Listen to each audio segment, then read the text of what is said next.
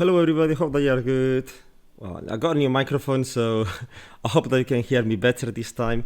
And it's been a while since I didn't post a video on YouTube, but I hope that now with the new microphone, if everything is okay, I can post videos more regularly. But anyway, yesterday on the Bitcoin Sunday update on X, I talked a lot about my thoughts about what I see in the chart. I want this video to be a follow-up video about yesterday, so of course I want to talk about some of the same things that I talked yesterday, but I also want to try to find something new in the chart. So when I do this analysis, the first thing that comes to my mind is the daily time frame. Why? Well, simply because in the daily time frame we can see a very clear range that has been going on for 3 months already, well, a bit more than 3 months. And you have the range highs, range lows, and we also have a very strong resistance right here. You can see how many times we've been testing it as resistance, okay? 4 times. 4 times in total, all right? So for some people, this might be the range highs. This is strong resistance. To me, the range highs is basically the first high, the first high that we set in this structure. So to me, the range highs are going to be in this area, okay? You can see here also how we tested it as resistance again. But again, if you want to use this strong resistance as the range highs, it's fine, because since it's a strong resistance, it's going to play out for your technical analysis. Now, the problem comes when you use the mid-range, because here we're going to have a problem, okay? The problem that we're going to have is that if I use my range highs, you can see that we are testing right now resistance. However, if you use this strong resistance at range highs, it's a whole different story. We're at support. So I wouldn't take this into consideration, really, the mid-range. That's why I'm not playing with it, because since it's true that technically the range highs are higher, are up here, but this strong resistance is also a very important level in the chart. So that's why I'm not really playing with the mid-range, because there is a bit of confusion there, and it's something that really I'm interested in. Also, another thing I want to mention, my indicator is pretty much ready. You can see also how it doesn't take any time to load. It's very fast. And it's basically, we have, I think, 4 indicators in one. We have the 50 MA that, of course, you can also change to any time frame. We have the multi-time frame setting. And basically, the priority of this indicator is to mark the liquidity pools and the wicks automatically. Of course, it's not perfect. We're gonna need more testing. This is the version 1. I'm sure there is gonna be new versions as we continue using it and sharing the feedback, but it's looking good, to be honest. And also it works in all the time frames, in all the assets. It works in crypto, it works in the stock market, it works in commodities, it works everywhere. So it's quite interesting. For example, here in the daily time frame, it's telling us that we have a liquidity pool below us. That's what I don't like, that we are right now below the daily 50 MA. Also, we're testing it at resistance, if you notice, 1, 2, 3 candlesticks. So in my opinion, and this is not financial advice, this is just me telling you how I'm playing this, I'm not opening any new longs until we recover the daily 50 MA. Because as long as we don't recover the daily 50 MA, and we do something like this, okay? I push above it, I retrace, test it now support instead of resistance, and then you can start to see Bitcoin going higher, maybe attacking this week here, okay? But until that doesn't happen, we could continue testing the daily 50 MA resistance and then dropping towards this liquidity pool. So that's why I'm not opening any longs at the moment. I'm waiting, okay, for longs. I'm not in a rush.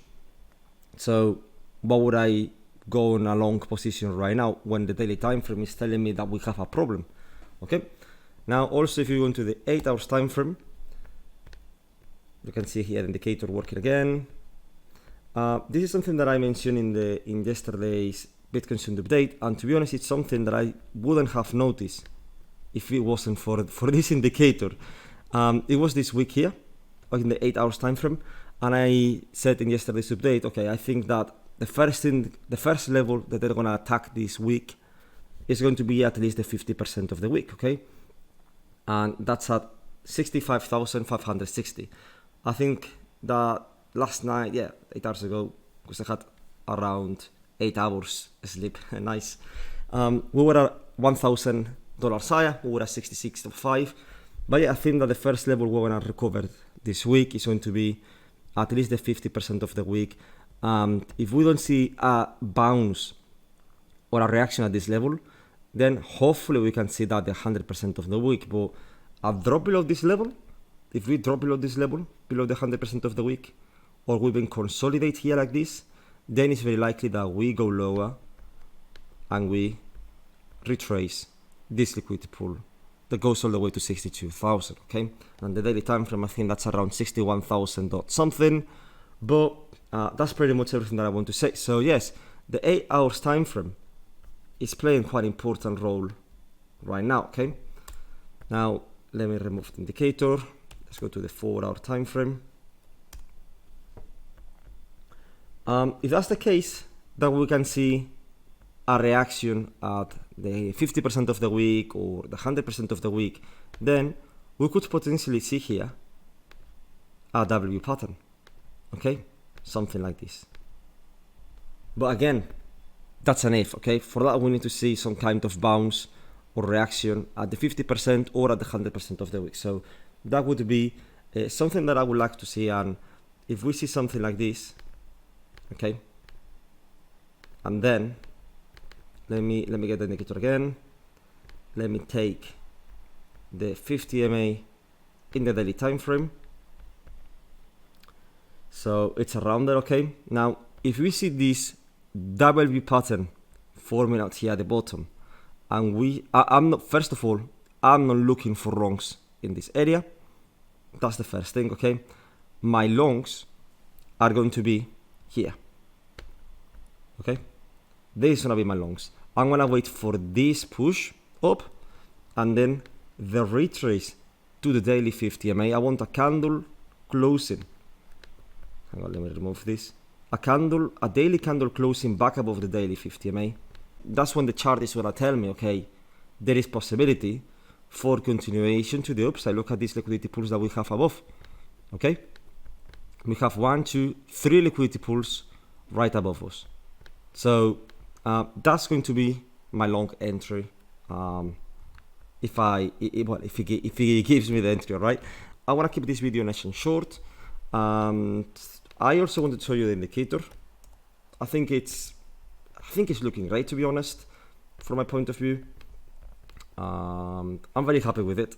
So if you are interested in getting the indicator, remember, well, I've said yesterday on Twitter, also on the Telegram channel, but at the end of this month, I'm gonna give access to around 1,300 people, 1,500 people, and it's 1,000 or 1,100 is all the students from the course, counting previous students. So all the students from the course are gonna get access to the indicator, and then also some active traders using my BingX referral link. So I'll leave you all the links in the description. Also, if you use BingX, you get a 10% discount on trading fees. We're pushing some bonus campaigns too, so you can get 2 in 1. You know, you can get the indicator and also some bonuses if you register. I think it's a nice way to show gratitude towards that part of my community that is supporting my content, and also to get some very good feedback from the course students, because at the end, all I want here is to test the indicator. I need people to test the indicator so we can share feedback between us and then improve the indicator, okay? And maybe, hopefully, we can get to release that to the public, all right? So that's pretty much everything, guys. Thank you so much for watching, and I'll see you soon.